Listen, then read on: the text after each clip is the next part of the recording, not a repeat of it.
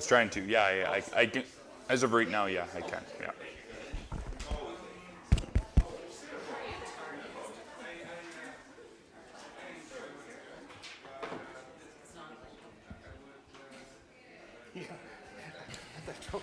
I had the same trouble trying to get it to go full screen. And the problem is I'm approaching half the time you're on a touch screen and half the time you're not.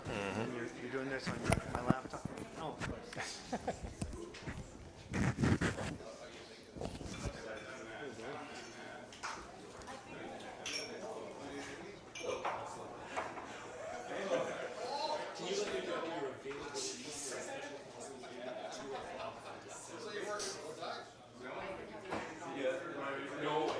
This is the first time. I figured instead of sitting here,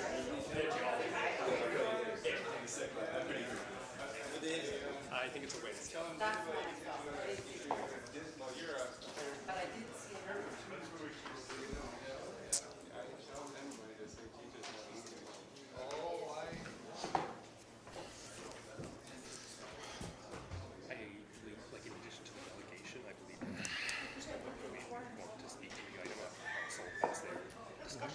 So I think what I'll do is I'll have the delegation, and then I'll have staff present the report, and then I'll have council discussion, and then I'll and then I'll come back to the council. I'll say that at the beginning of the meeting. Perfect. Thank you so much.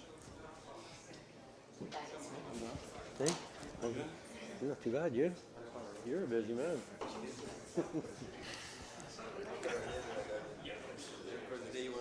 See if this works. Can everybody hear me? Is this coming through? Yeah? Okay. Everybody have a few seconds to settle in and we'll call the meeting to order in a minute here.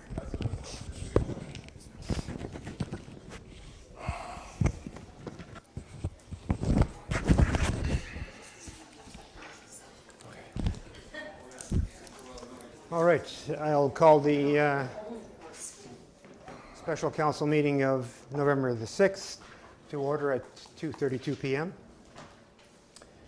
Introduction of amendments to the agenda. Through you, Mayor Lawrence, I have none. And I have a motion to confirm the agenda for the special council meeting November 6th. Moved by Councillor Fanlon, seconded by Councillor Timpson. All in favor? Carried. Declarations of pecuniary interest. Through you, Mayor Lawrence, I have none. Thank you. So we'll move into the delegation in a moment, and I'll just let everybody know. I think the delegation is relevant to the topic on the table, and I understand there may be members of the public who want to speak to this as well. So we'll hear the delegation, and then we'll table the item on the agenda and hear the staff report. There'll be discussion and debate at the council table, and then I'll go to the public, and if members of the public wish to speak at that time, raise your hand, state your name, and stand up and speak to the issue on the agenda at that time. And when we've exhausted public comment, then we'll come back to the council table for discussion, debate, and decision. All right, so we'll start off by welcoming Sarah Fraser, Sioux Lookout Waterways, a community pool initiative, supporting the inclusion of a pool in a new recreation complex as a delegation. And the floor is yours, Sarah. Thank you. Can you hear me well? Good afternoon, Mayor Lawrence and council members. My name is Sarah Fraser, and I am a member of Sioux Lookout Waterways, a volunteer group that was formed to advocate for a public pool in our community. A strong aspiration to have a community pool has continuously been expressed by a significant number of our residents for several years. On behalf of these men, women, seniors, children, infants, and including residents with special needs, I am making an earnest plea to you today. We are specifically asking you to choose a multi-use recreation and culture facility with the inclusion of a pool when applying for this infrastructure fund. First of all, I would like to share how interest in a pool and in swimming has already been strongly expressed in Sioux Lookout. Local hotel pools were frequently used for leisure, swimming lessons, fitness, and rehabilitation. For years, countless families have been driving to Dryden Pool for swimming lessons, family swims, lap swims, competitive swimming, and for pool parties. Triathlon has become a celebrated local sport. This is the third campaign advocating for a pool. In 2000, there was a campaign for a pool to be built within Sioux Mountain School. In 2014, there was an attempt to start a partnership between the Sunset Hotel Pool and the Recreation Department. This past Saturday, November 2nd, members of Sioux Lookout Waterways stood outside Fresh Market and collected 252 petition signatures in only 2 hours. In total, on paper and online, over an eighth of the population of Sioux Lookout has signed our petition so far within a 6-month period of time. Many residents believe that including a pool in a recreation and culture facility could benefit Sioux Lookout and its surrounding communities by boosting the local economy, creating a more inclusive community for a stronger future, and improving public health and safety. The following points have been either researched or expressed by members of the public. Economic benefits. Hosting sporting events provides growth in local economy. According to Rick Trier, Chief Executive Officer of the Canadian Sports Tourism Alliance, sports tourism is a $3.6 billion segment of Canada's tourism industry and is the country's fastest growing tourism segment. It's recognized as a stabilizing force within the tourism industry. People move to communities for its amenities. People remain in communities for its amenities. I personally have heard those who have moved or plan to move from Sioux Lookout say, "This town doesn't have enough to do." Countless families have made the 100-kilometer trip to Dryden to visit their pool, and they shop while they are there. A pool could help keep their shopping money in our town since they can spend an average of $300 a trip. A pool would provide potential for employment and training in exciting new professions, which also groom children into young leaders. There are also several certified swim instructors, lifeguards, and swim coaches in town, including former pool managers, who could help make a community pool successful. Anyone I have ever met who has worked at a pool has absolutely loved it, including myself. Major advances have been made in energy efficiency technology for indoor pools over the past 2 decades.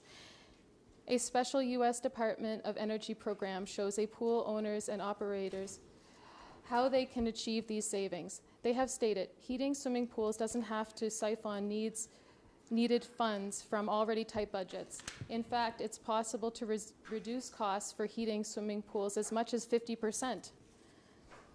Using a few techniques such as solar water heating, pool covers, energy-efficient pumps and motors, and high-efficiency compact fluorescent lights has reduced costs for municipal pools across the country and left more money for other activities. Inclusion means a stronger future. According to the Greenbelt Foundation, a recent study has found swimming to be the second most popular activity in Ontario's Greenbelt, which is over a quarter of Canada's entire population. The Life Saving Society states that swimming is the second most popular activity for Canadian children. However, they estimate that about half of Canadian children never take traditional swimming lessons. There is nowhere to swim in Sioux Lookout 9 months of the year, and the lake is not an accessible or safe option for everyone. A new recreation center with a pool is a necessary step in order to help Sioux Lookout become more accessible. Swimming or exercising in water is the only form of low-impact exercise that many seniors can do, including many adults with knee injuries, as well as people of all ages who have other disabilities. I personally have instructed 6 people with disabilities who say that swimming is the only sport they can do with ease and which helps their bodies improve significantly. We must make our community more accessible for people by offering more forms of recreation.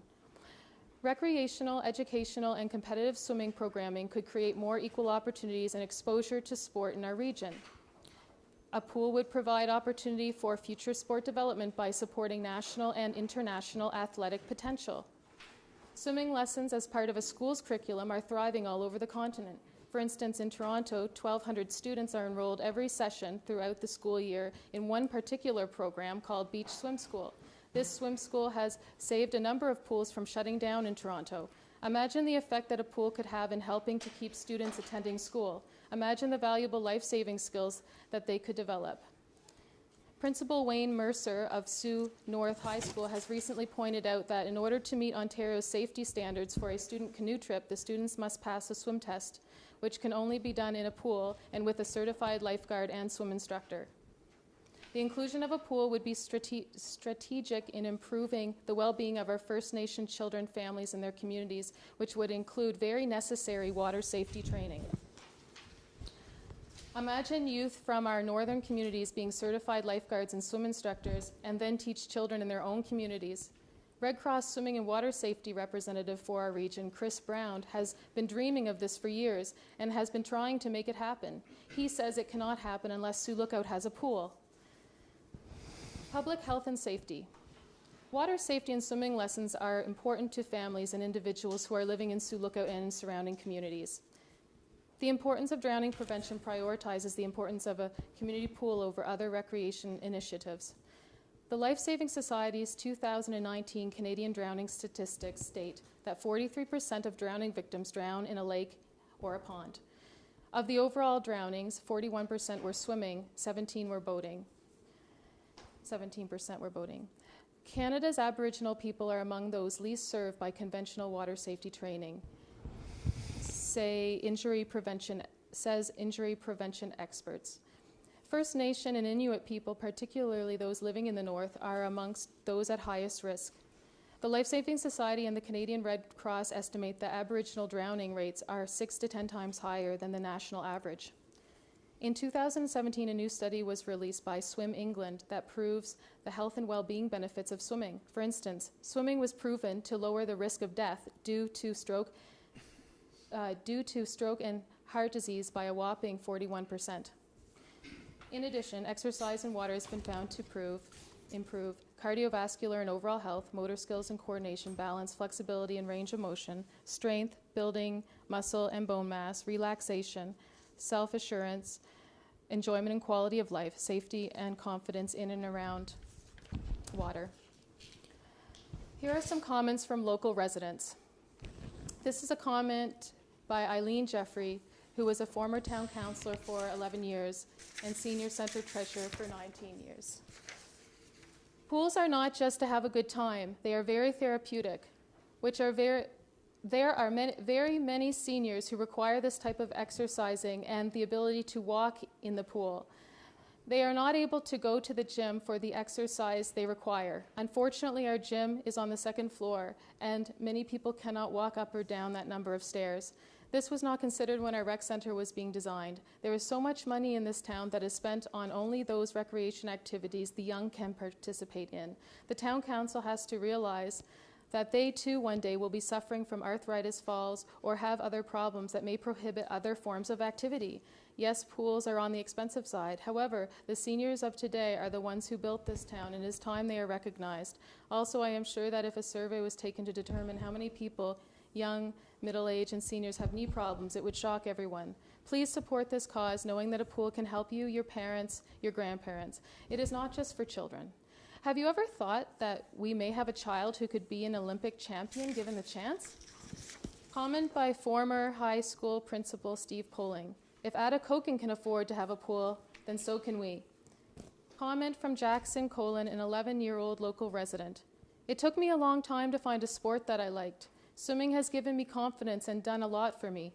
It makes me sad I can't swim in my own town. I have to drive twice a week to Dryden so I can swim. I wish other kids in our community had the opportunity to learn how amazing swimming is. Comment from Laura Vicio, Menau Yawin Hospital's physician recruiter. On behalf of the physicians in Sioux Lookout, as the physician recruiter in this region, I have prepared a statement regarding the Community Pool Initiative and how it can assist with physician recruitment. Our community is in a time when there is so much potential for economic and social growth with the expansion of our health sector. With this expansion, we have an influx of jobs with not enough bodies to fill these jobs to help grow our economy. There was a CBC article from January which stated, Sioux Lookout, with a population of about 5,500, has nearly 250 openings based on the positions listed at Sioux Hudson Employment Services. Therefore, getting and keeping professionals is of utmost importance to help our community thrive. When I am recruiting physicians, the majority of them are younger and new to practice. The trend is they tend to locum in a couple different communities after finishing their residency to decide which community would be the best fit for them, their partners and their families or potential families. It seems that our community draws a lot of these locums in. as we have about 3 new locums coming to Sioux Lookout per month. We can offer them exciting full-scope medicine, great mentorship, the ability to practice in northern communities, and great support services. There is also the natural beauty of Sioux Lookout with outdoor recreational activities being plentiful. Once the locums arrive, their questions are mostly concerning if they will have access to a gym, what exercise classes are available, what can they do on their spare time, etc. Currently, these indoor recreational activities are lacking. These individuals are focused on a holistic lifestyle for them and their families, which include recreation after work hours, so this creates a problem. What we are missing is community infrastructure and resources. The issue is the retention of these young professionals and their families, partners, and getting them to put roots down in our community. I have read various articles stating that nowadays young professionals focus on living in places that offer stimulating creative environments, as many will not even consider taking jobs in certain locations based on the services or lack of services available to them. This trend is the opposite of the past, where young professionals would move according to where the jobs were available, where infrastructure and services were not taken into consideration. To quote the Federation of Canadian Municipalities, growing companies count on high-quality community services from libraries to hockey rinks to attract skilled workers. Therefore, we need to provide both our current population and potential professionals coming to our reach and basic services that other similar communities provide in order to create an inviting, thriving, and active environment. I believe a pool would be a great asset in providing our population with the kind of quality life they deserve, while at the same time giving outsiders a reason to want to move and put roots down in Sioux Lookout. End of comment. In conclusion, Sioux Lookout Waterways will fundraise to offset some of the town's share through service clubs and possibly organizations who could benefit from a pool. This could be a community effort because our residents have proven that they want a pool. Community members have done it before with the new hospital, so we can do it again. Choosing to build a center with a community pool would be a critical part of creating a more enjoyable and healthier future right here at home. Thank you for your time and consideration. Thank you very much, Sarah. Questions, comments for Sarah on her presentation, Council? Councillor Timpson. Approximately how many people have you surveyed this, Sarah? We have an online survey, and about 122, the last time I checked, which was a week ago, have so far filled it out, and it's very short, and it's on our website. And we basically are doing this to find out who would use a pool, at like approximate percentages, and what for. What would they use it for, and how often? I might be missing something there, but yeah. And you said how many people signed the petition and they, after you were at the... 252 signatures in 2 hours, which was approximately 90% of those who we asked. So, yeah, that says a lot right there. Have you looked at, Adam Copeland was mentioning here, you looked at how other communities how they define this pool? Yeah, we've done a lot of work over the past year, actually. And we started out by interviewing pools in the region to get advice and just learn from them. So there's a series of information. We did this to help our town, and we could provide that information to you as well if you would like it. Yeah. Further comments or questions, Council? Yeah. Councillor Bath. Yeah, thanks very much, Sarah. That's an extremely good presentation. It's interesting that Mayor Lawrence and myself and then Steve Forbes, Councillor, we looked into a pool and a multi-use centre, but it was 8 years ago, I think now, approximately 6 or 8 years ago, and we had actually looked into it quite thoroughly. And at the time, there was no opportunity of funding to even get started. But I like your comments that the newer pools now can be economical. They can work with ice services and whatnot to be a lot less expensive to operate. And I think that's something in the past when councils looked at pools, it was always the huge expense and the burden on the taxpayer. So I appreciate what you put in there. Thanks. Further comments or questions, Council? Councillor Timpson. Councillor Timpson, could you just check, is your mic turned on? Just- Thank you. Sorry. Yeah, I was just going to make a comment about that a pool in Toronto you referred to. I understand that that was a pool that the Toronto Board of Education was going to close down, and the swimming instructor at the school took it upon herself to open it as a private business and has made it very profitable for herself. And in fact, I understand that the revenue that the Board of Education gets from the Malvern Collegiate Pool allowed them to keep the Riverdale Collegiate Pool open. I'm familiar with that because that was where I went to high school.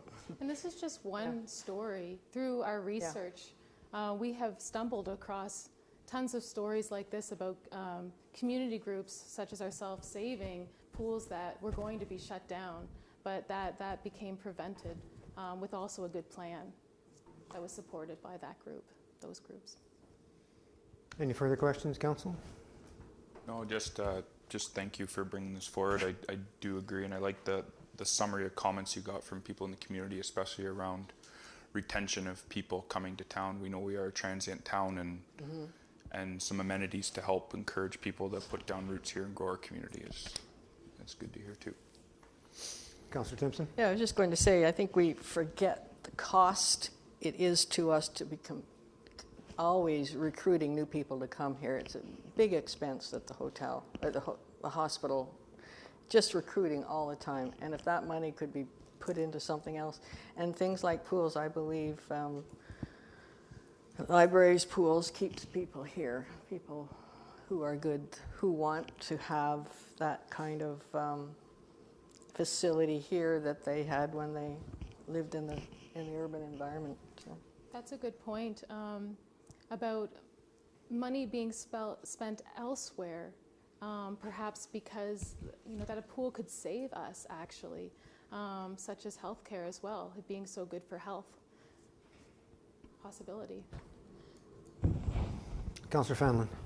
Have you been around other communities where they have underprivileged children? What is there for them? How do they get to enjoy the pools if they can't afford it? How do they get to enjoy a pool if they can't afford it? Yeah. Well, yeah, that's been our dilemma, right? And so it's been trying, and I've experienced that myself. I've lived in New Brunswick most of my life. Okay. Yeah. I think the CAO has a comment on that. Just with reference to that, what happens is Tim Hortons is usually a very, very good sponsor, the corporate Tim Hortons. And what they do is they do sponsor on occasion a lot of free swims, public swims for children, or anybody that wants to go, they sponsor those swims, and they're called Tim Swims. And there's other organizations too, in my past experience working at a pool, where they sponsor businesses or other corporations sponsor free swims, and staff go out and solicit those types of contributions. Yeah. I think I have Councillor Lego, Councillor Bath, Councillor Timpson. Have you discussed with any agencies in town about some ongoing funding or raising money to chip in for such a big project like this? I know we have like Skip to Equip going on. We have the Bearskin Classic in the summer for golf. That all goes to the hospital. But maybe talking to Minneawan or Slifna to start something to bring in funds to help pay for the overall cost of. And we have actually began a survey. It's too bad like this meeting short notice, because we would have liked to have had more prepared. But so far, out of about 20 of the larger organizations in town that we have surveyed about just this possible funding, have gotten back to us, and it was fairly positive. And one I can comment on is the Catholic School Board helping to fundraise, and then I just can't remember right now, but somebody else said yes, and I just can't remember which organization that was at the moment. Councillor Lego? What about First Nation communities in the north? Yeah, and so we're in the middle of surveying them, like the councils. Yeah. It's just unfortunate that it's such a time crunch to make a decision on funding. to get the funding? As I said, we are right in the middle. We just 2 weeks ago, we started contacting them. Councillor Back and then Councillor Timpson. Just sort of an answer or maybe a comment to Councillor Fenlon's comment is that, we already do fund and support underprivileged children. We support our hockey arena.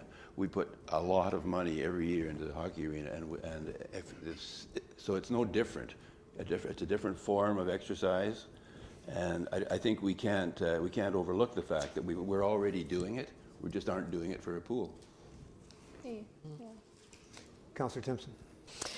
No, I just don't. I wonder whether or not these kinds of programs could be integrated in the physical education programs of schools, if they still have them. I know that when I was going to school, that was all part of it, and we all went up to the pool a few blocks away, free, because that was a priority back then. I don't know now whether or not they fund the physical education, or whether, there's tribal councils, there's the high schools. It seemed pretty Yeah. positive when I personally spoke to 2 of the principals in town so far. They were very excited on board. Any further comments or questions from council for the delegation? Then I'll go to, does anybody in the public have a question or comment on the delegation? Please stand and state your name, and specifically related to the delegation. Pardon me? Specifically related to the delegation. Yes, Right. No. of course. I'm George Hogarth. I grew up in Atikokan. I didn't grow up in Atikokan. I worked in Atikokan before I came here. All 3 of my children attended swimming lessons there. My daughter Emily went on to become a lifeguard, and she's now a nurse here at Maniawan.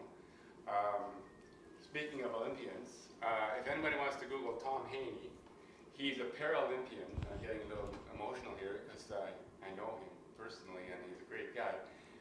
Just Google him and find out who Tom Haney was. He was a gold medalist Paralympian from Atikokan, and that's where he got his start. And I would just like to further support the comments that are made, the comments that Sarah has made and councillors have made. We can support those who can't afford to participate in swimming lessons or other things. We have Pro Kids, we have Tim Hortons, we have a lot of means of supporting these children. And I think that I really would like council to really look at all of the benefits that we're going to get from this pool. I know that we look at the expenses and people say, whoa, this is a big expense.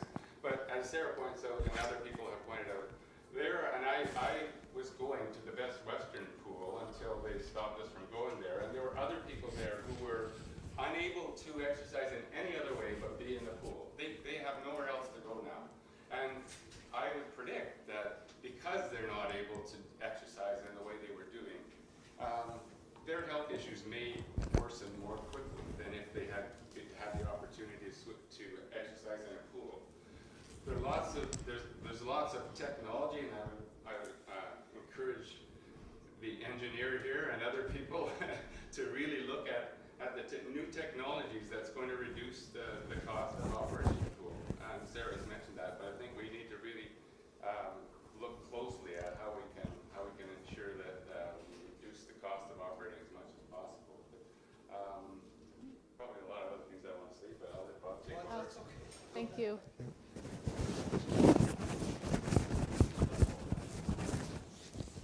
Oh, sorry. Go ahead. Yeah. My name is Bob Dasnell. There, I had a couple of questions. One, just wanted to confirm, I believe I'm here representing not just myself as a citizen, but the Sulaco Golf and Curling Club. And I believe we supplied you with a letter of interest. Did you get that today? No. No, it was given to me. Okay. And I do have the letter. Okay. That'll come up in the staff report, Bob. Okay, good. We're just doing the delegation first. No, I just wanted to Yeah. make sure that happened. Yeah. I was told it happened. The other thing was too, one more question was the inclusion of a pool in the new recreation complex. So we talked a lot about the pool, which is great, but I just wondered what about the recreation complex part? Do you have some idea?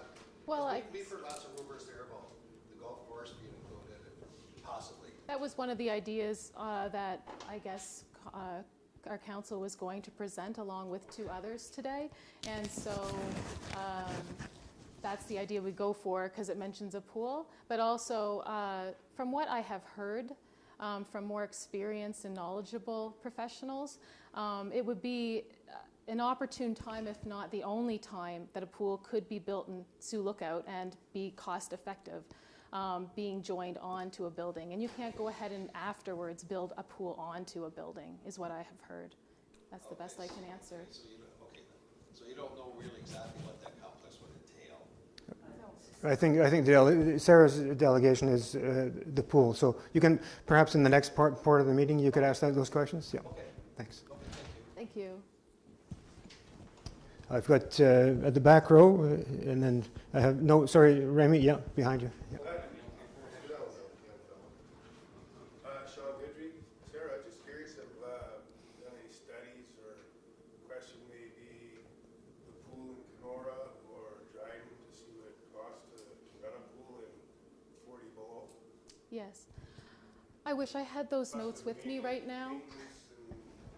There's a lot to running a pool. I lived in a town that had a pool in Kenora actually. One, No people that work there, and it's quite expensive to run a pool. yes. That is what they have reported. They've made it work. Their pools are very old. That's one of the main things that we had found out, is they were all very old. So that was a realization that we had, and that they weren't accessing all of the new technology yet. They revamped the Kenora pool. There's all kinds of pumps, and it's still expensive. Actually, the Kenora pool we didn't get to yet. Yes, but the Atikokan pool, Red Lake. Don't get me wrong, I'd love to have a pool too. I have 3 young kids, but I just personally don't think that it's worth tapped out as far as taxes go.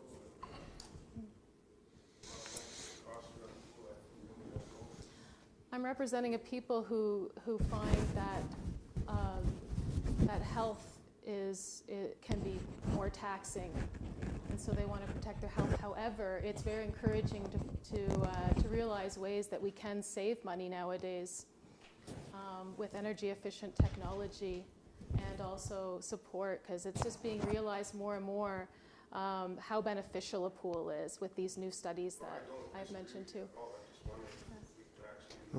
I think you might ask that question again in the next section of the meeting when it's not the, I don't want to put Sarah on the spot to answer all these questions. She's a delegation promoting the pool. Our staff and consultant will be available too for questions. Thank you. When's that? So sorry, could you stand up and, yeah. As I said, it'll, no, after the staff report. Right now, we just have a delegation promoting a pool. The next item on the agenda is to put on a motion on regarding the choices that are in front of council. And then there'll be a discussion. I would like to ask for a couple of questions. To the delegation, yeah. Yeah, the delegate. So you alluded to what attracts people into Sioux Lookout or any center, and basically you might be a little off there, because I think I'm a fiscally responsible guy. So jobs, affordable housing, which is we really need, responsible tax base, and location. And it doesn't matter who you are. When you talk about doctors, they have disposable income, and lots of it. You're not relating to the actual tax base. Because they can afford a lot more things than the average person can. So we have to be careful there when we talk about attracting the hospital staff. You know, they're short for numerous reasons. So I'm not buying that part of it. That's not really what I think attracts people into any town. Because you have to have a job, number one. And you have to have affordable housing, for sure, number two. And a reasonable tax base, it means nothing to somebody that makes $500,000, $600,000 a year, or $2,000 or $3,000, $200,000 or $300,000 a year. But it certainly means a lot to the middle income worker. So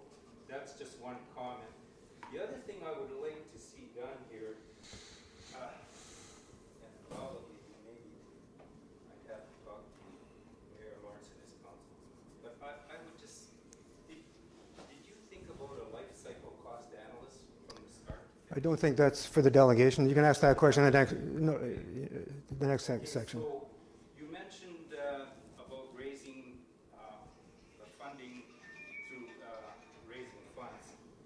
How much do you think you could possibly? Did you look into how much you could possibly raise to fund, help fund? You said help fund the not the building, but to the maintenance of the building.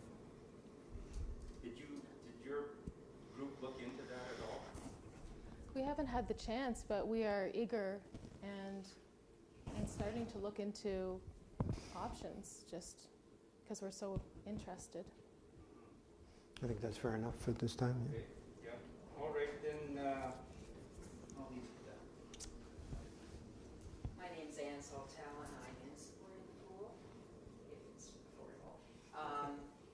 We in Sulaka, I mean, I've been a swimming instructor and lived on water all my life. But what is in Sulaka, we are like an isthmus. We're a little lick of land surrounded by water, and it's really scary when you are out boating with people that say, "I can't swim." They're not wearing life jackets. They're not doing the proper thing to make themselves safe. And swimming lessons, I taught swimming lessons in the lake. They're not as advantageous as swimming lessons in the pool. That makes people ready to be in the lake. So anyway, just my comment. Thank you. I think, I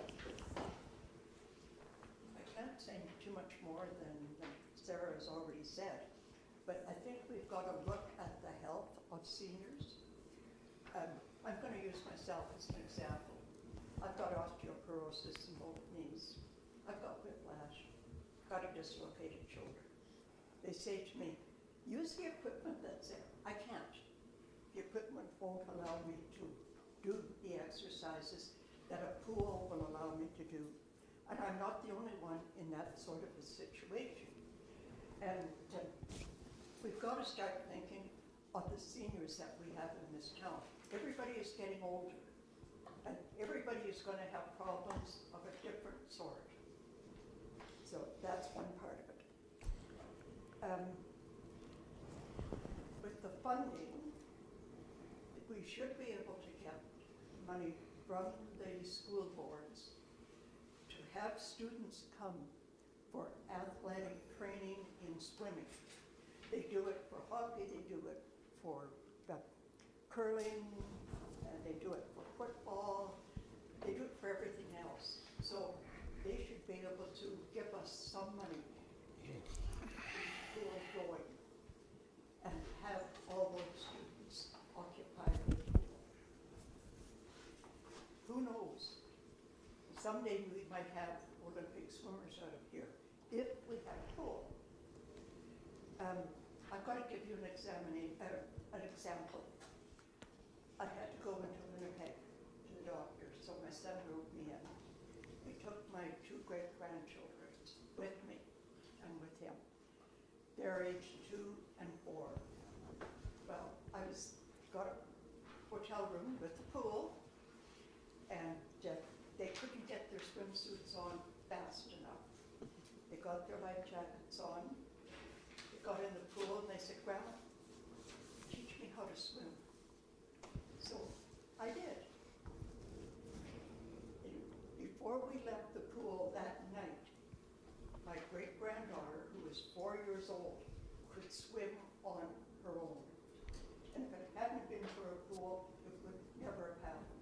Because this past summer was so lousy that you couldn't go in swimming very often. But they would have been in the pool every day of the week if you let them. The 2-year-old, he got used to the water. I had him in the lake this summer on one of the good days. And he was only in there a few minutes, and he was under the water, his head was under the water, the face was under the water. He stands up, and he goes, "Okay, Grandma, let's go again." So, here's an example of little kids wanting to have a swim all year, not just a month or 6 weeks out of the year. And well, there are a lot of seniors who want to get into the pool, but get their exercises that they need. Best Western had to shut down, and they say it cost them too much to operate. The truth is that there was so many people coming in with their families. The kids were not cleaned before they went into the water. One day when I went in, I had to wait till they sanitized the water so that I could go in for a swim. And it's because those people could all go free of charge. But if you have to pay to go in to have a swim, then you're going to make sure that that water is clean all the time. Just something to think about. But, think about the children coming up. We could have Olympic swimmers if we have the chance to get them to do it. It's just like every other sport. Okay, thank you. Thank you. Thank you. All right. If you've already spoken, yes, sir. I was just going to speak about this device. I wanted to say something about the swimmer that Sarah mentioned. I'm James McCabe, resident. Son is Jackson, Colin. Throughout my years, I lived in Dryden. My whole family lived here. We did our swim lessons in Dryden, no problem. We walked to the pool, did all that. And ever since I did that, I thought I became a better swimmer. Through the years of Jackson doing his swim lessons with Sarah through the Best Western, he's improved. It's the only sport he would ever do. I think we can get other teenagers or young kids off the streets instead of being around damaging other people's property, stuff like that, to help and maybe get them into something else, like swimming, even doing the swim teams. Yes, he does do the swim team. He has a meet coming up this weekend. He is practicing for that. He's been doing it for his third year now. Well, second, yeah. So, I mean, he's been doing great. Coaches love him. And the coaches in Dryden have also said they would support this. They would even help out Sarah to get a team going with donations or whatever she needs to help with. If the town approves it, we can go on with that. I'm Jackson Carlin, and I think that a pool would benefit us in a lot of ways, because that means that to be on a swim team or to go swimming, you wouldn't have to drive to Dryden multiple times a week just to swim. Because right now, the lakes aren't really that good. And all of the pools are gone. Thank you. Thank you. All right, I think I'll let Sarah off the hook now. Thank you very much for. Oh, sorry, one more. Councillor Lego. We're talking pools, but what kind of pool do you have in mind? It's just the word pool is out. And A competitive sized one would be to benefit us sports tourism wise. 25-meter pool would have to be. Yes. I also want to mention that James made a great point that I had forgotten to make while I was rushing to get the speech ready about people on the streets or who are subject to that. I forget the right term. But I've read a study and that done with rats actually, where they had two different scenarios. One, like these were rats that were addicted to cocaine, and the ones that were in the cage without very much recreation at all in there.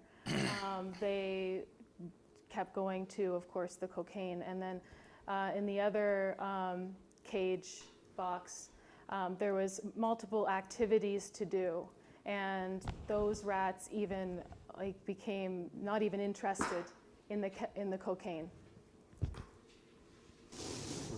On that note, I think we'll... Great. I wasn't prepared to, obviously say that part. Thank you very much for a great presentation. Thank you. All right. We'll now move to staff reports. Community Culture and Recreation Funding Stream. The Council reviews the recommendations put forth by staff for projects that would qualify under the Investing in Canada Infrastructure Program, ICIP, Community Culture and Recreation Funding Stream, Ontario Program, and further, the Council identified the preferred project and authorized a funding application under the ICIP Community Culture and Recreation Funding Stream, and further, the Council supports a funding application for, decision to be made, to ICIP Community Culture and Recreation Funding Stream.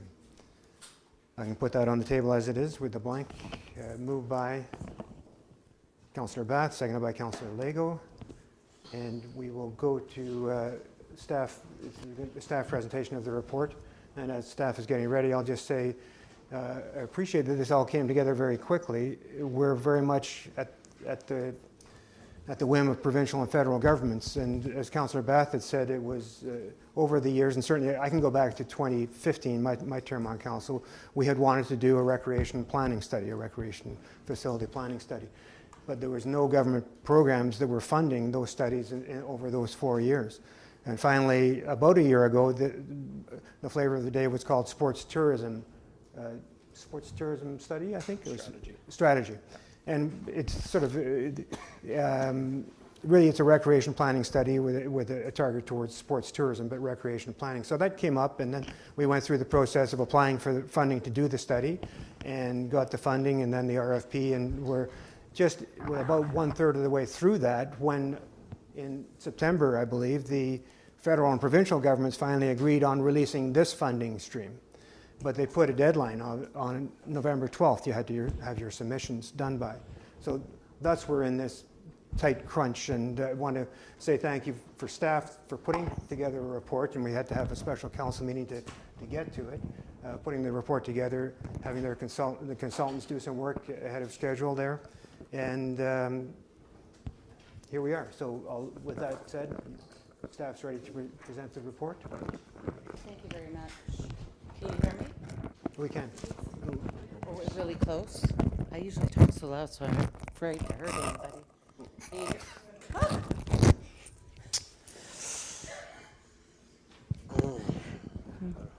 That'll work. Can you hear me? Be careful what you wish for there, Dirk. Okay, and thank you for describing some of the timelines.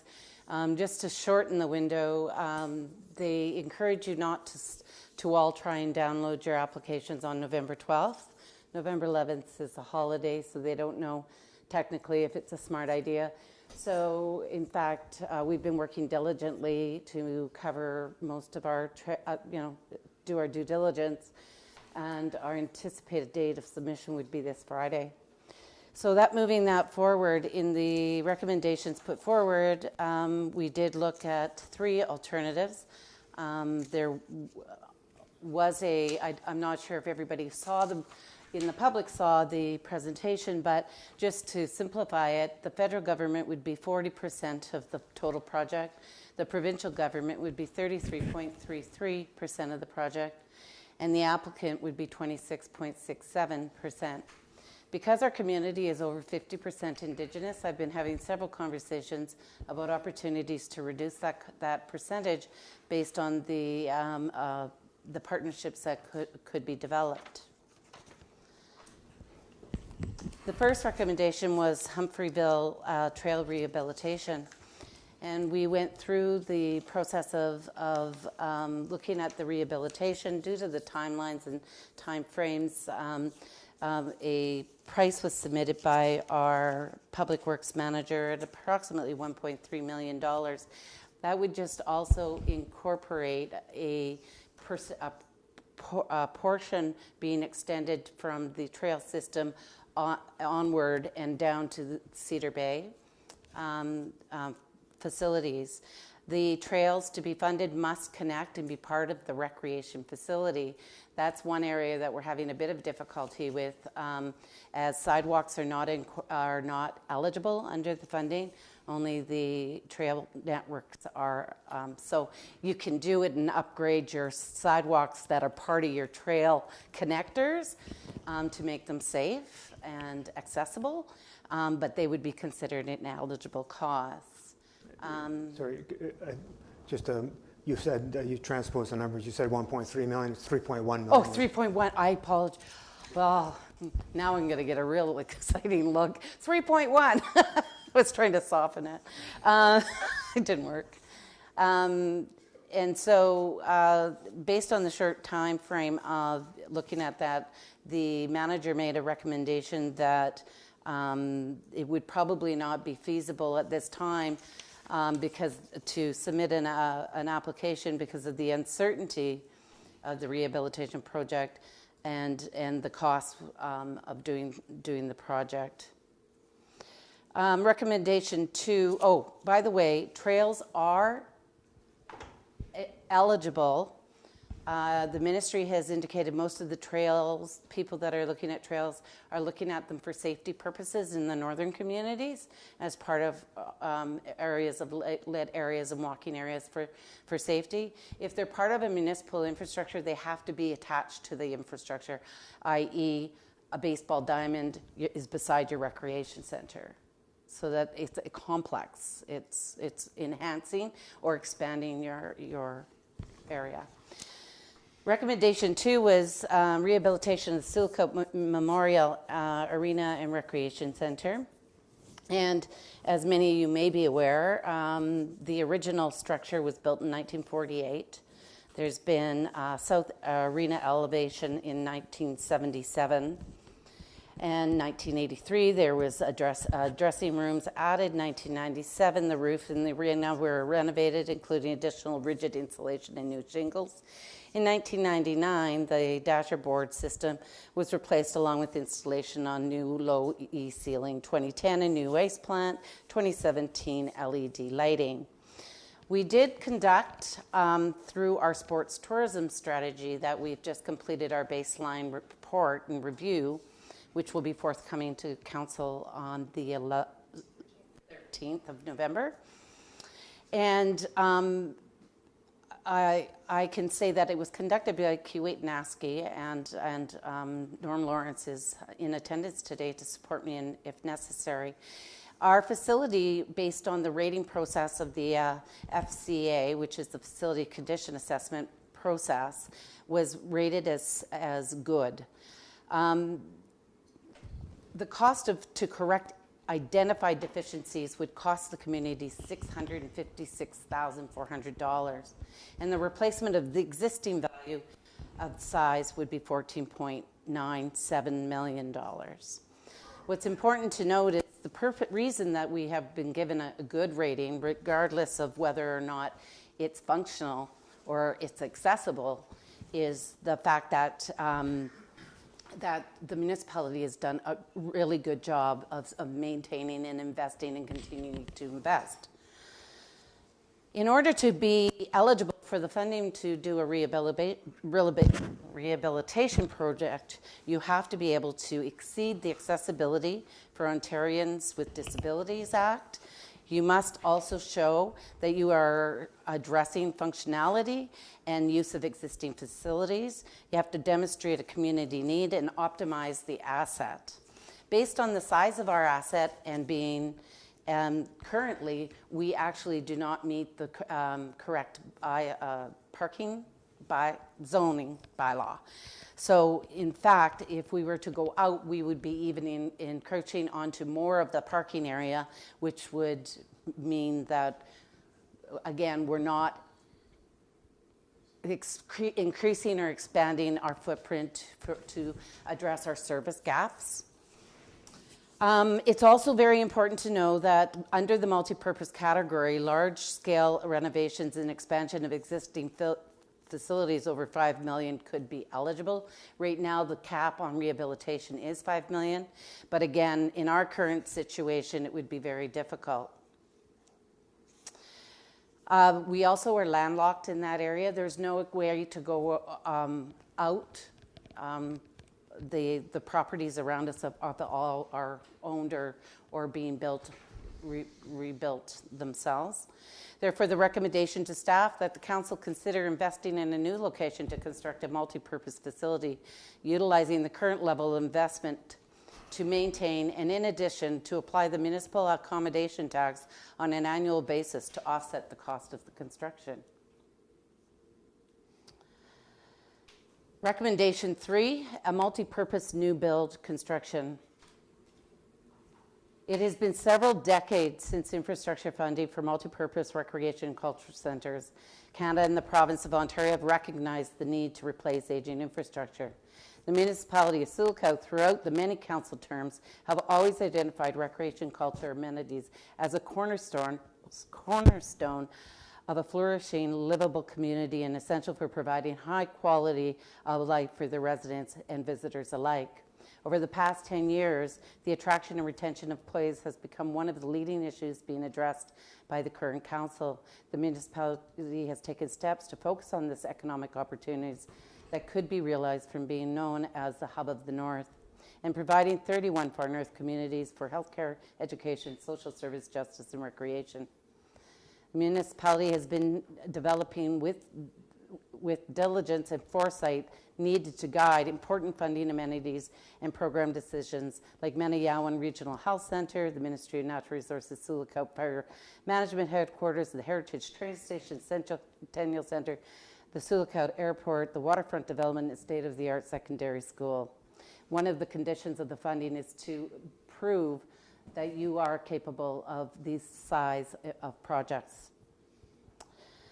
With the opportunity to access up to $50 million in funding from the federal and provincial governments and having 7 years to complete, the project provides the municipality of Sioux Lookout with an opportunity in partnership with the community residents, organizations, and business to develop pre-construction plan and design work and construct a new multi-purpose recreation. It is important that you note that you cannot use this funding to develop a pre-construction plan or design with your community unless you're going to construct. You would have to do that. So we have some communities in the region. I'll give a good example of Red Lake, who spent thousands and thousands of dollars on developing their new recreation multi-purpose community facility. Those dollars cannot be applied to this application because we're still in that phase of going in through our operational planning process. We would be able to incorporate that in and go through a comprehensive community engagement process. The following are excerpts from letters collected from our community partners in the past. Menayawan, the strength of partnerships and linkages throughout the community in support of your application is important to community ongoing development and chronic disease prevention. Sioux Lookout Golf and Curling Club, the project will support the needs of our growing community, utilizing best practice to support an environment that will leave a legacy for generations to come. I'd like to address Mr. Dasno's comment. I did receive this morning a letter from the Sioux Lookout Golf and Curling Club with regards to the municipality pursuit of a new recreation complex. Our organization would be pleased to partner with the municipality in the pursuit of this exciting endeavor, which would benefit the residents of Sioux Lookout and the surrounding region. So I can just sort of capitalize on the comments there. Their interest is in partnering with us and actually having the facility located near the Menayawan and on the golf course. And their old golf and curling club would become their maintenance shed and storage shed. So they're actually willing to work towards raising the funds, working with us on a shared vision. That shared vision would put us also in a proximity of our ball diamonds and other recreation outdoor facilities, the high school, the college, and we are in conversation with the Confederation College wants to meet with us on Monday. I'm going to visit with them. They're looking to and have been speaking to our funders on accessing funding for residents to be attached to the facility if the municipality was open to that. That would be a proof of source of revenue for the golf course. It could be a source of revenue for the recreation center and long-term stays from our docks. We did also receive a letter from James Morris. It's very in-depth in saying that they would work very, very closely with the Sioux Lookout First Nation Health Authority in working towards, through their community wellness program, they would be open to having many programs, and especially with the swimming pool, they were quite excited about that and being able to start to offer those programs to their 31 far north communities.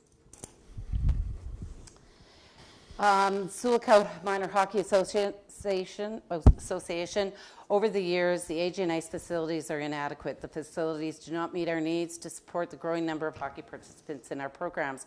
We are requiring larger dressing rooms, additional ice times, additional dressing rooms to accommodate female gender hockey players, heated arena for our spectators, and general more space for our programs' growth and storage needs. Sioux Mountain Public School. Our First Nation population is growing as people move out of the northern communities. Aboriginal students now represent 80% of our student body. We want our town to offer facilities for recreation that encourage healthy lifestyle. We will need our families to stay to work in employment positions that support our aging population. Building an attractive community to entice people to remain long-term is very important.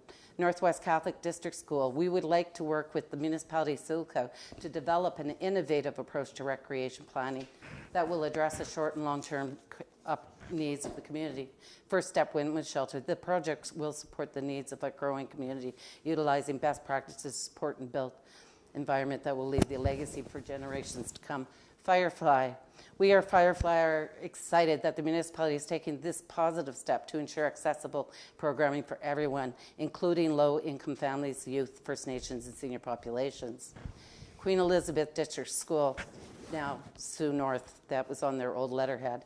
Help us bring people together in recreational activities, supporting a master plan which can accommodate the needs of our community as per the Drummond report. We believe that coordinating the recreation planning of our community can bring many organizations together to support activities, facilities which support healthy living. Sioux Lookout First Nation Health Authority, again, in a shorter blurb, the Sioux Lookout First Nation Health Authority provides support to 32 First Nation communities in Northwestern Ontario. Through our approaches to community well-being, other initiatives, we are committed to serving the youth in our communities regardless of where they are. As many of you leave communities to attend school at Queen Elizabeth District School, Pelican Falls First Nation School, we recognize that initiatives in Sioux Lookout are important to their overall well-being and success while away from home and attending school. As such, we recognize the opportunities for sport in Sioux Lookout can benefit those attending school in Sioux Lookout as well as those back home in their communities through participation in sport camps and tournaments. So there is a form of discussion, and I mean the overall, we did work with Kuwait Naski to do a quick pre-construction design and planning based on a professional size pool, 50 meter, 5-lane. 50 or 25? 50 in our design. So, and two ice pads, one of which could be used for larger or more scheduling easier, and or as the curling club, it would provide a 4-lane, 4 sheets, but it would also have observation desks in larger areas so that we could host larger events in Sioux Lookout. It is important to note that we are the only curling club for the areas of Mason, Dryden, and Ignace. And they do utilize our facilities. So there is an attached cost associated and designed. I haven't spoken with Norm Lawrence, and to be honest with you, this cost was one where we felt it would be not in our best interest to go low, but yet to make sure that we would put a clear cost on this amount of money. So you understand the funding process. The application process, once it's submitted, and I've been communicating with the ministry all throughout the process of developing something at this time, is one where once they identify that you are eligible, then they work with you to build the plan. It's one of those programs, we've seen those before, they only once in a while, so that they'll come back, they'll ask many questions, they'll help us walk through the process, and they'll develop a funding arrangement based on better details and more details. So they're saying, here's, what's your biggest expectation, and let's work from there based on due diligence moving forward. So considering the funding of the recreation culture infrastructure only comes every 30 years, Dryden was 1988, Fort Frances was 1999, and I couldn't really, if I'm not mistaken, in 1999, it wasn't a total infrastructure fund specific to Sport and Rec. There was a lot of different pieces that came to do that. 1988, I believe, was the last time we saw a supported sport facility funding. So if we were to look at a $42 million project, the municipal contribution would be approximately $11 million. I'm just going to round these, okay?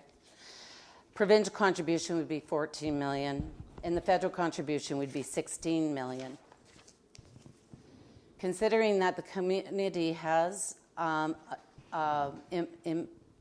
imposed a municipal accommodation tax, annually we will be collecting, and the numbers are low percentages based, we operate around an 80% in our hotel rooms, 85, and we're between 65, 75 depending. I think they used a 65 in their presentation to council. 75, okay, thank you. So it's still 10 percentage points lower. And that would, over the next 7 years, 50% of that fund, it can be spent by the municipality, chosen by whatever infrastructure or program or promotion that they wish. And the other 50% goes to an assigned or appointed recipient that supports tourism in the community. That's to be determined, I believe, still.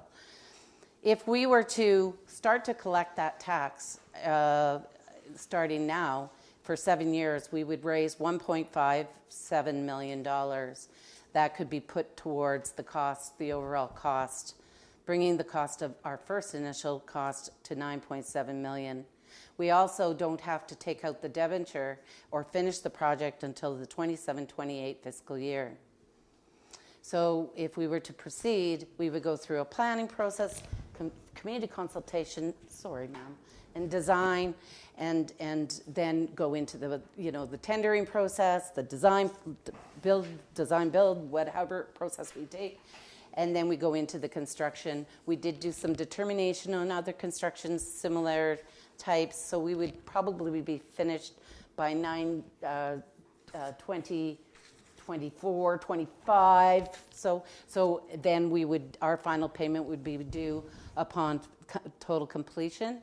And the completion debt, you have to be substantially completed by 2027, end of 2027. That means that starting on 2027, a debenture over 30 years, yearly payment would be $553,665 with interest. Less the MAT tax, staying at the same. We have right now we are seeking to build an additional 200 rooms so that we have growth opportunities in the MAT tax. And it would be less, at this point, $224,632, leaving a balance annual payment of $309,033. My recommendation to council would be the entity receiving the other side of the MAT tax would make maybe a commitment over the next 10 years to submit their portion towards the project as well, bringing the cost down to more of a realistic cost of approximately just under $50,000 so annually. So with the reduction in operations with new facilities and the possibility to increase our revenues, we definitely could support this. We should note, though, that we continue to put upwards of $500,000 to $1 million on an ongoing basis into maintaining and sustaining the old building. By 2025, it will not meet the accessibility standard in which we are legislated to meet. And I'm not going to get into elevators and all those things at this time because that would be even more. So. All right. That's the report? That's it. Thank you very much. So we'll come to council for questions and comments. And then once we're more or less exhausted, I'll go to the public for questions and comments, and then I'll come back to the council table to finalize questions, comments, and debate. So, and I'm just going I think that as well as the economic development manager, development services manager is here to answer questions, and the consultant, Norm Lawrence. So direct your question to probably the ECDev, and then we'll through me, and starting with Councillor Timpson. Yes, through you, Mayor Lawrence. Could you repeat again, Vicki, you said the possible location and the partnership with the curling club, where is it? On the curling.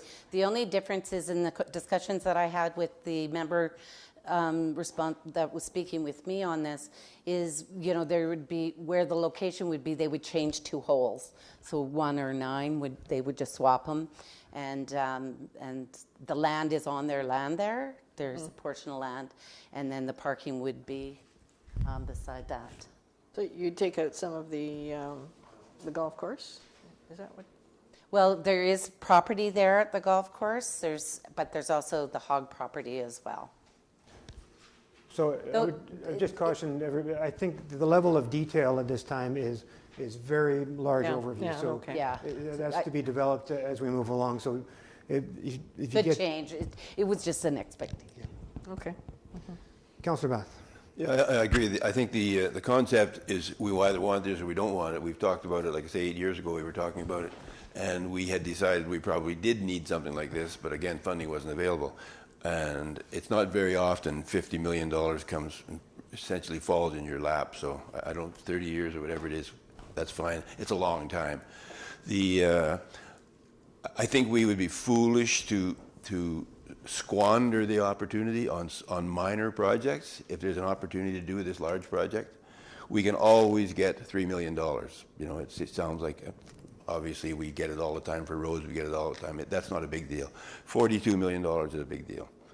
And I think the numbers that are seeing here are very much in line with what we spoke about several years ago.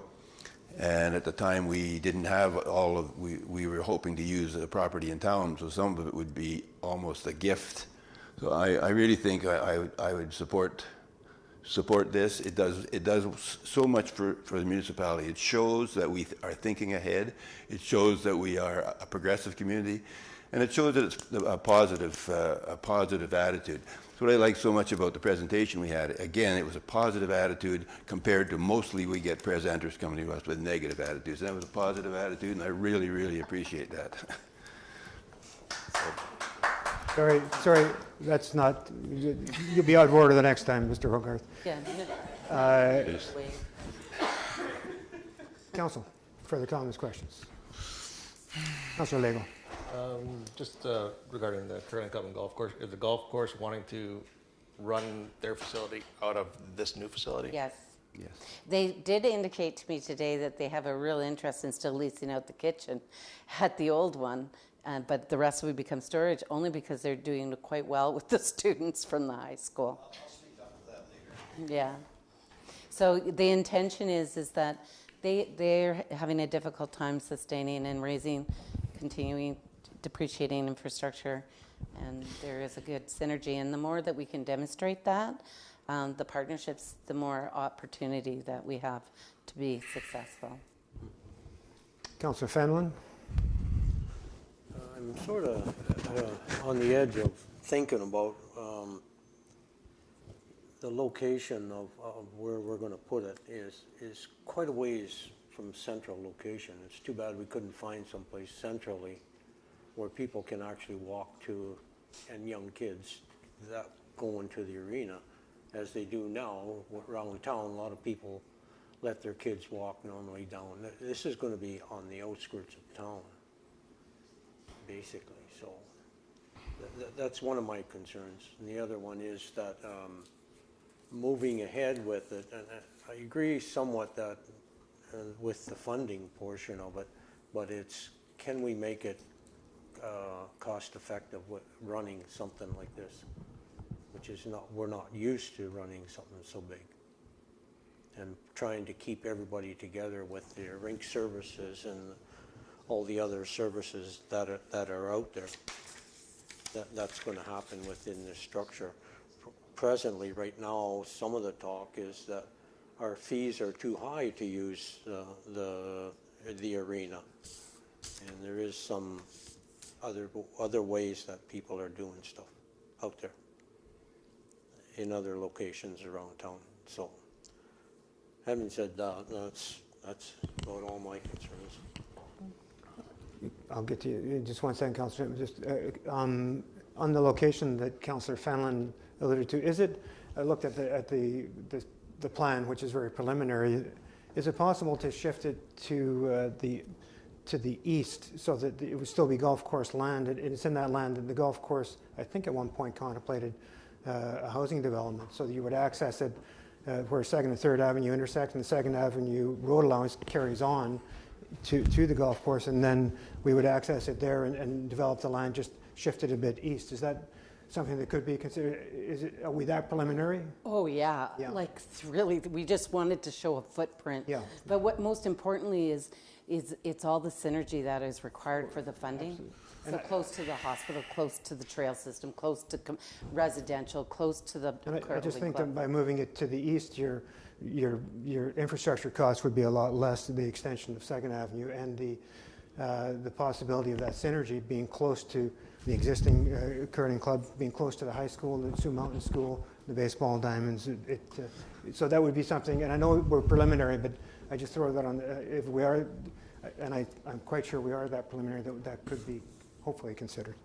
Councillor Timpson. Yeah, the plan is presented at, this is 2 NHL standard hockey, a convention center, and what, a limpet pool or 25-meter pool? I mean, I'm wondering if, if we had to, could it be shrunk a little bit? Do we need to have 2 arenas? Through you, Mayor Lawrence, Norm and I did have that discussion, and what we were trying to do is make sure that we scaled it so that we could work within that, get the funding approved to move to the next level. They know that these aren't the right numbers because we're telling them we're doing the pre-planning, and even the climate lens and all of that can be funded by this fund. If you have a shovel-ready project, you have to have all of those documents and those assessments completed, but we've got confirmation from the provincial government and the federal government that we can incorporate it in. So it's very open. So I'm saying, I don't want to say that, but I'm predicting that this is the highest we would ever go, and it will be up to the community to determine what sizes we want, and through a business analysis as well, right? What are we trying to do? Are we going to try and attract a different? And I want to caution everybody with the word tourism. My funder has asked me to remove tourism from this concept, that it's really about community recreation and so and lifestyle. So in a sense, are you saying that this application, which is, they're being very, if not loose, lenient on the what you need to prepare and what state you're at, state of readiness, but it gets our foot in the door, and we're getting our foot in the door, the biggest door possible, and we might shrink that down as we go through our work over the coming year or two. That's correct. We met. I met with the province and the ministry, and Shay was present. Yeah, it's really just, it is really a placeholder to determine eligibility for municipalities. And to my surprise, I just received an email. I don't know if you saw it, Shay, yesterday, and I sent it to you, Michelle, and it says, wow, the amount of work we've already done in the short couple of weeks, they say not a lot of communities are ready. Okay. Further questions, comments, Council? Councillor Lego, then Councillor Cassidy. Mr. Lawrence, regarding the current facility we have, and you were saying something about we're not being we will not be compliant by 2025? And one follow-up, just if we go ahead and we need to sell that, what is that building even worth? Well, whoever wants to. Well, yeah, Well, I think you're ready to say something? You had a value in the report. You had a value in the report of replacement cost, I think. But yeah, that's right. That's how we had to calculate the facility condition index. You have to come up with a replacement value, and that replacement value isn't to bring it to really current code standards. It's just to replicate it. So, to actually meet code requirements, it's going to be far more expensive than that $14 million.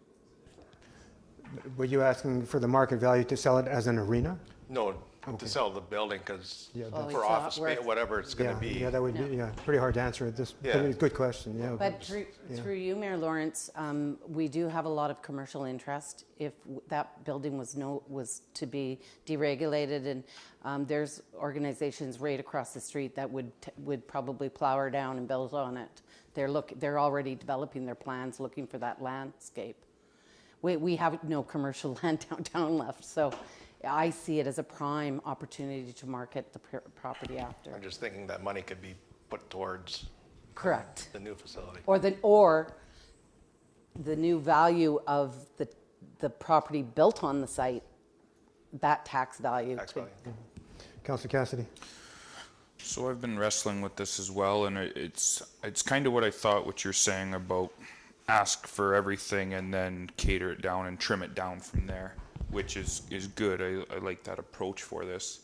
The one thing I do question is our debt load going forward and how we're going to carry it. And the one thing I've done is I've gone through our financial statements and looked, and as you alluded to, that we wouldn't be on the hook for these payments until about 2027, 28, potential 28. Yeah.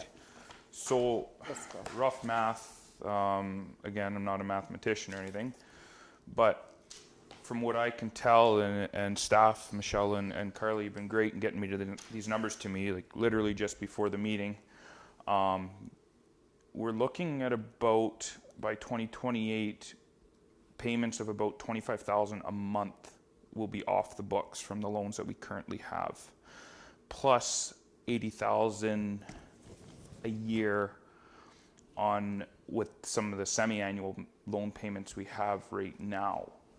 So that's gonna be, it's gonna drastically, or it's gonna reduce some of the debt that we do have at that time. Now I understand that that is 7 years out, and a lot can happen in 7 years in municipal planning.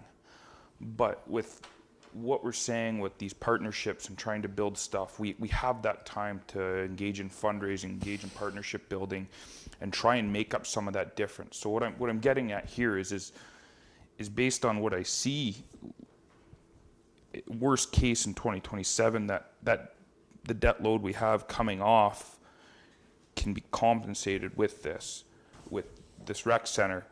But if we do build partnerships, it's just going to better and help us in. So what I'm getting at is plan for the worst, work for the best. So if this is what council goes for, or we look at, we do have that in that time frame coming up, that we do have that debt ratio coming off.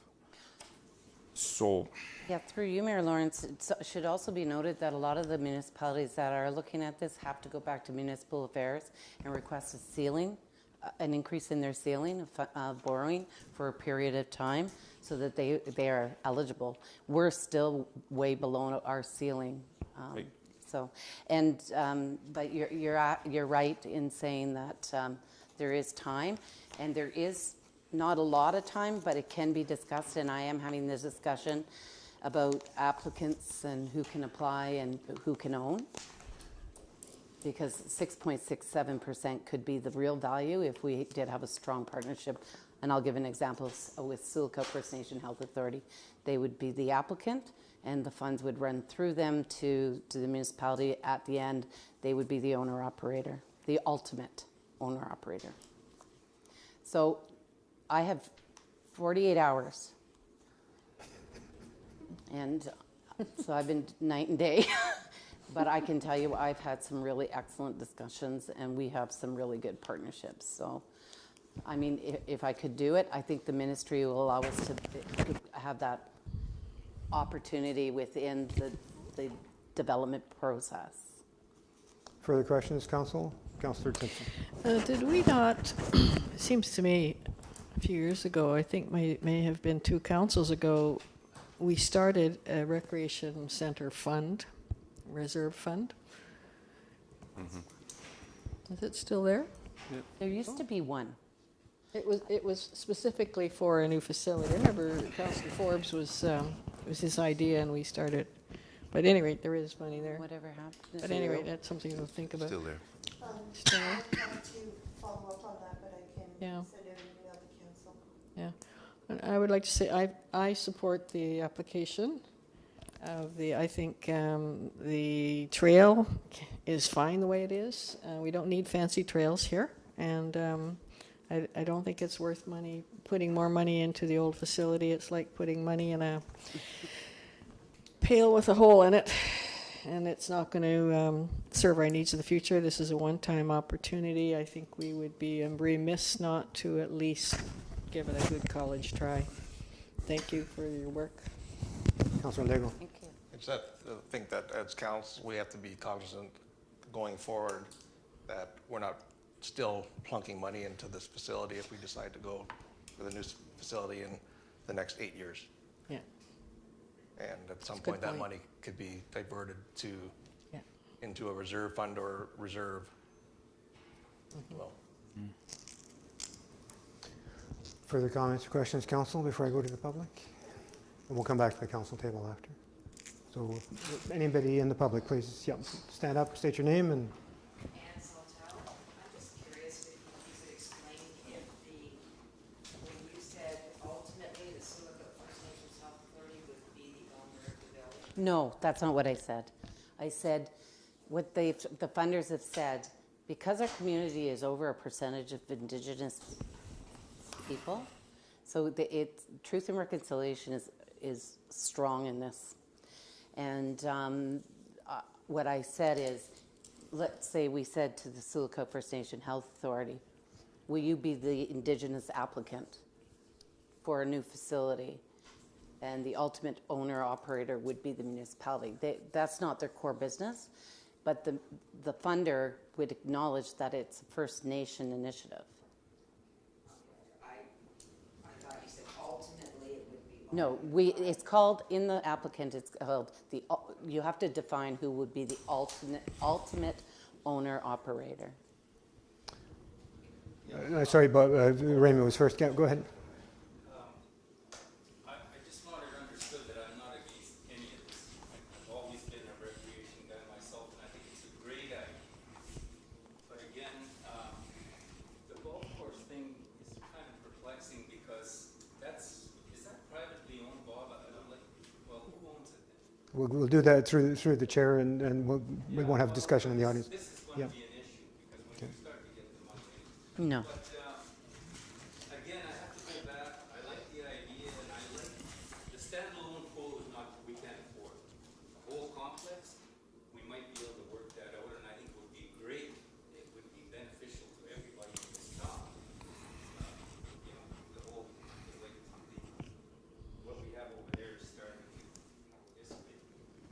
But again, I think everybody has to sit down and realistically look at this and say, can we really afford it? And the only way you can tell that is if you do a life cycle cost analysis and come back to the taxpayer and the people and tell us that we can afford this and show it to us on paper.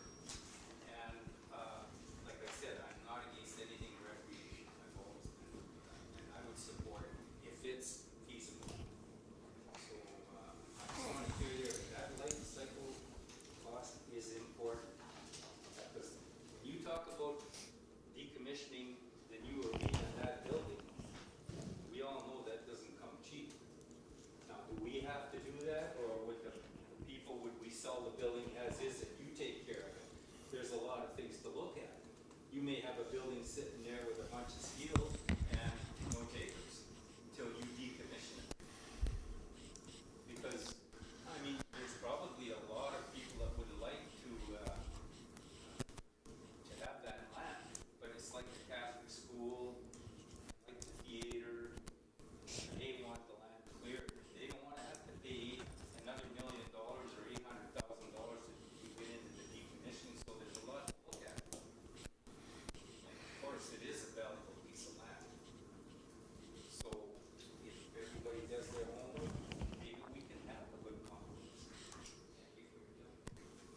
you. Mr. Dasmo, yeah. Bob Desmond. To get back to the golf course, one thing that we do have is property. We have lots of property. We don't have much money. But I thought there was some good ideas brought up, like we could raise, like 50,000 plus per year for the hospital. We could do a lot of these things in an annual system. And over the years, and we do a lot of donations like from Steve, basically the diamonds and everything else. So all I'm saying is, we're going to have a board meeting later this month, and I can't see, like I said, we have lots of property. We certainly want to be involved. We just want to be kept up to date because as these things change, we have to change too. And that's really all I want to say. And also, just one last thing, it's going to be more for the minutes of this meeting. When would that be available? Mr. Clerk? Just whatever. Through you, Mayor Lawrence, minutes for this special council meeting will likely be available or will be adopted by council at the December regular meeting. Can I just ask you one question? Is the golf course a private, not-for-profit corporation? Thank you. Yes. One thing I think that hasn't been mentioned here is that I'm going to pull away from you, honey. That's what I'm doing. Yeah, that's okay. the fact that while there are curling or hockey bonspiels going on, that there are going to be little children that come with their parents. And if you have everything all in one group, these little kids are going to all be using the swimming pool. And you're going to be raising money that way that you normally would not get. So you've got to think of that area of revenue as well. Thank you. I'll just finish with the public first. Public, any more comments or questions? All right, I'll come back to the council table. Councilor Nagel. For you. You always talk about phase one. So this is sort of, we're voting on phase one to see if we're going to even get this funding. That's what this meeting is all about. I'm doing the due diligence, yes. Okay. And then they come back and they walk you through the process. Shay, that's correct. I just want to have someone else verify. But, and I've met with, our representative is from Thunder Bay, and she spent a full day with us as well. I just want to let you know that we can stack on this funding, unbelievably. Could you explain that term? So that means any other piece on this property that we want functional or that could create revenue that may not be eligible under the application, we can go to the province and to FedNor and we can stack on top of the project and not require our 25% normally, only 10%. Okay, thank you. Councillor Lego? Going with what Mr. Lorto was saying, I would also like to know at some point operational costs to run a facility like this. Yeah, I think absolutely those will be coming out. It's just we're so so premature at this stage. We haven't even fully defined the facility, but absolutely. Councillor Cassidy. So with phase one, what would be our, if we go through with the initial application here, when do you foresee, depending on when they get back, when would our drop dead date be, like you're in or you're out? Oh, well, first off, I'm like I say, I've made a personal deadline for Friday. I have done a lot of writing, being very optimistic person I am. I have to do an application and then I have to do a business case. And so I'm just coming to the ends of this. It would go in, we would not even hear from the government until next year. Well into the second quarter, I believe, in some cases, first quarter, second quarter, at which time they will then reach out to us and start the process of discussions and asking questions and doing their due diligence through the process. And that will require many discussions through different levels of government, just to confirm. So we're a long ways away from are you in or you out. But what they are saying is we're not going to fund your business operational plan, your design, and pre-construction, and you don't build anything. So that we will have to give, we'd have to show then that we have the wherewithal, municipal affairs is acknowledged and approved, and so forth. So you got a ways to go. It gives the time for organizations like Sarah and that to, and the golf club and that to mobilize further discussion as well. Further comments, questions at the council table? Councillor Lego. I think also we need to be kept abreast of all the agencies that you're talking to and what they plan, if they're making a solid commitment towards this as well. That'll be part of the pre-planning process in a public forum. Yeah. Through the weekly updates, I plan on doing that. Okay. Yeah. And plus, we have put enough money in there for our public consultation. It's built in. And all the other requirements that I went back, he increased his price from 42 million and something to 42 million plus $39. But we got her covered. Further comments, questions, council? Councillor Lego. And there's a contingency, Yeah. 10%? Okay. We can go as high as 25%. Yeah. Councillor Timpson. Yeah, I was just going to say, We can, sure. I think that it will be really important for council to be kept up to date as we go, because this is going to be a major issue in the community, and we'll be asked questions regularly. So, All right, Councillor Lego. Just going to the MAT tax, would we just, as council, vote on banking or putting in a reserve fund so much each year? So we have That would be for the CIO. 1-point-something million in the bank before we even start having to, we can use that to start making the payments on it? That was the recommendation. Your Worship, the suggestion from staff is to use the MAT tax on an ongoing basis. So what we would do is budget time, we would take the projected MAT tax and put it into a reserve fund. Okay. But that would be ultimately the decision of council. But that's what we're focusing council. Okay. If there's no other comments or questions, I'm going to put this to the vote, and I'm going to just do this in a eliminate the options kind of way. Through you, clerk, I'm going to.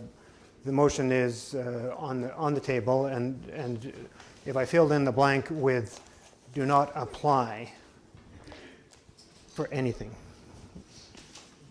So I'm going to go through 4 options. Do not apply for anything. Apply for option 1, which was the trail. Apply for option 2, which was renovate the existing arena, or apply for option 3, which is what we've largely been discussing, the larger project.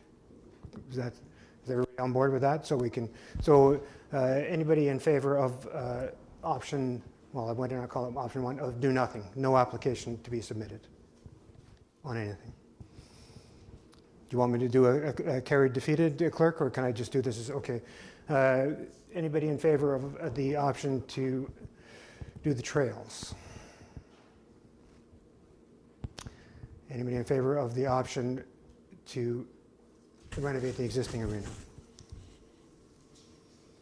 And if we put in the option as presented as option number 3, the larger project, which has occupied most of our discussion, including the pool, in favor? Carried. Thank you very much. So we're now going to move on to item 2. I'll just give the public, we have a couple of small items to address, and we'll move on to item 5.2. So just a 3-minute health break, and we'll come back. And if the public, you're welcome to stay, or you can leave. Now is your opportunity to leave. Thank you.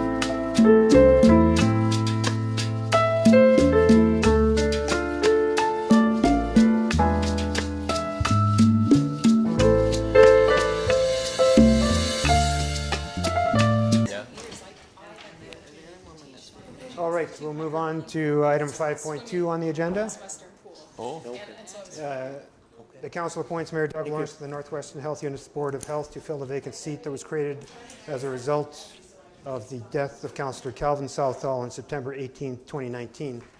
And further, the council approves amending Schedule A to bylaw number 92-18, being a bylaw to make appointments to various boards, commissions, and committees by removing Councillor Calvin Southall from the Northwestern Health Unit Board of Health and adding Mayor Doug Lawrence to the Northwestern Health Unit Board of Health. Moved by Councillor Bath, seconded by Councillor Cassidy. Discussion. Councillor Timpson. Yeah, I made this point before. To be honest, I am concerned about the time that you're away from here, and because you do have a lot of outside commitments, and I just think this particular board is a local board, and that perhaps we should be, thinking about some other member of council taking that position, and particularly given that in 2 months we're going to have a new member of council, this might be something that would fit into that person's portfolio. So, I do have, I think these decisions should be put out, to the whole council as to who might be interested. It's here at the council table now. Yeah. Further discussion? But it's hard to say no now that you put your name forward, and, there've been some surveys who are interested. So. As everybody would know, when Councillor Southall died, he sat on commissions and committees, and anybody could state their interest. I stated my interest to the CAO and looked into the meeting dates and possible conflicts. I looked into last year's meeting dates. Would they have fit for me? And I would have been able to make every meeting there was. My engagement in various things in the health front, I think, and given some of the changes that are going on right now through the province to health units and DSABs, there's a lot of things that are interconnected, and I feel we need to be at the table and as soon as possible. Councillor Cassidy. So I kind of get where Councillor Timpson's coming from with regards to, we got someone new potentially coming on here and early, and it'd be good to make sure there are some things for them when they come on. Would it be appropriate to like revisit this in 6 months after any councillors come on and see if there's a potential for them that the new councillor may want to come on or take on that role, or? I think not. I think now with the changes that the province is talking about in public health and DSABs, it's happening very quickly. I think we need to be at the table. Yeah, no, I'm agreeing that we need to be at the table, but I'm also saying that, we should make sure that, Cal sat on economic development, and I actually talked about Brian about it, and he's like, well, maybe we should wait till the new councillor comes on, and I thought, yeah, that's good to give them a role, but I'm just saying that we shouldn't, now that the seat's vacant for so long, we should take up all those positions, and then a new councillor comes on and they don't have those available too. So it's just, and I agree, you're a good fit for that, Mayor Lawrence. Like, don't take it the wrong way. Yeah. It's just about making sure that there's some meat left on the bone when the new councillor comes on. Yeah, and we have no idea what the interest of the new councillor might or might not be. I hear what you're saying. I'd like us to be represented and right away, and with somebody who's been engaged in the various discussions with the province and other agencies, attended all the health transformation public sessions through the DSAB. I've attended sessions. The DSAB's involved. The DSAB is actually the CEO is the co-chair for the Ontario Health Team proposal from Kenora and area. So I just, at this point, I'd like to be involved. I think I can bring something to the table for the municipality and for the district right away.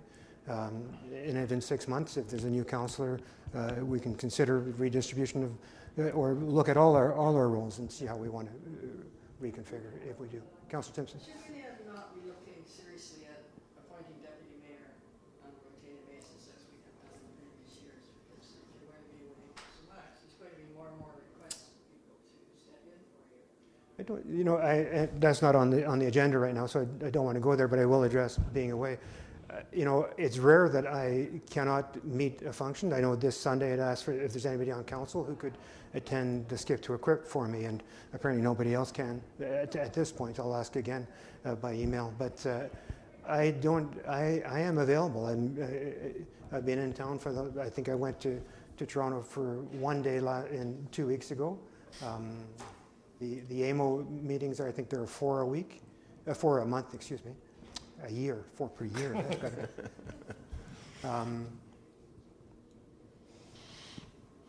at some point then have it on the agenda as to the, the advisability of having a deputy mayor. If council wishes to direct staff to put that on the agenda. Yeah, Mr. Clerk. To you, Mayor Lawrence. Just for council's information, as a reminder, council has also passed resolutions previously that have it so that I'm not quite sure what needs you're referring to, Councillor Timpson, but if you're talking about executing legal agreements or financial instruments, all members of council have been given the authority to be the co-signer on those documents. So we could call in anybody if it's for that type of thing. If you're talking about ceremonial representation at events and so on, well, that's a different story.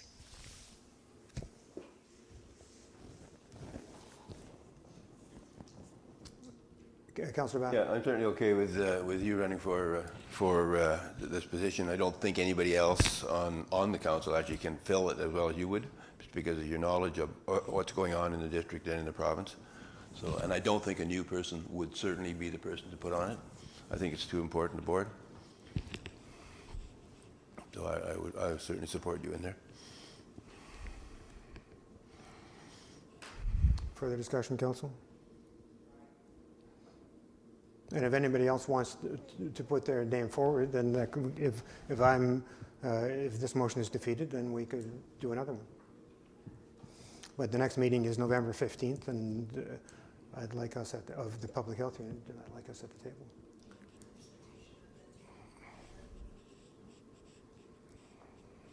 You know, Councillor Timpson, I rarely ask for, I think I've asked to reschedule a council meeting, a local council meeting once, and it was denied. It was changed to, it was modified, let's say. I rarely have to, I do this full time, it's what I do. I don't have another job, this is what I do. I'm the mayor and I take it on full time and I juggle my schedule accordingly, and once I take on obligations and commitments, I meet them.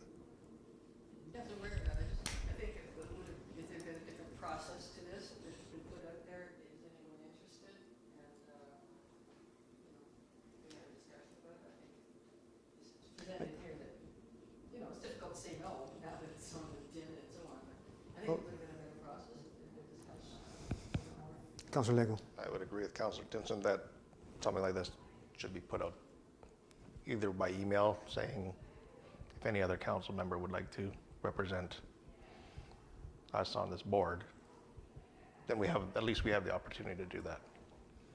Fair enough. I guess I looked at it as if anybody, we were all involved in council, we're all aware that these seats are now vacant.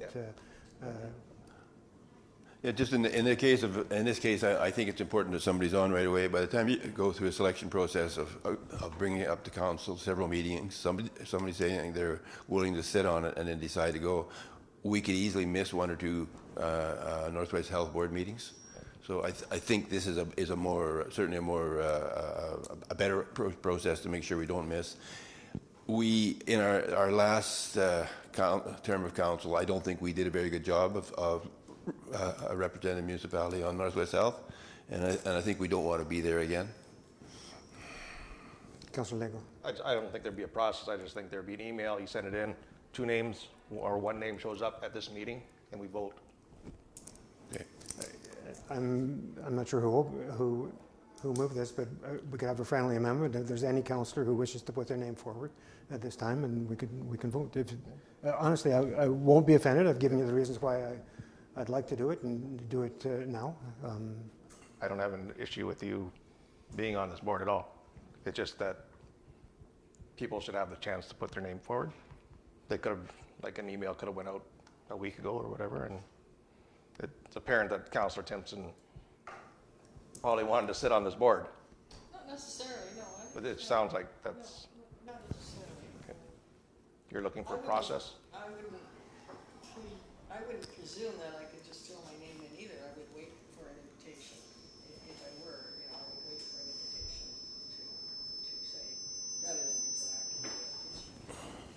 Well, I guess I didn't presume anything. I put it to council. I put, as all of council was, we're aware of obviously the vacancies on the boards that Councillor Southall used to sit on. And perhaps I'm more aware than some of the importance of some of these. Maybe I'm not. But I didn't take any advantage that any other councillor doesn't have to speak to the CAO and say, I'd like to have a motion on the table that appoints me to the Board of Health.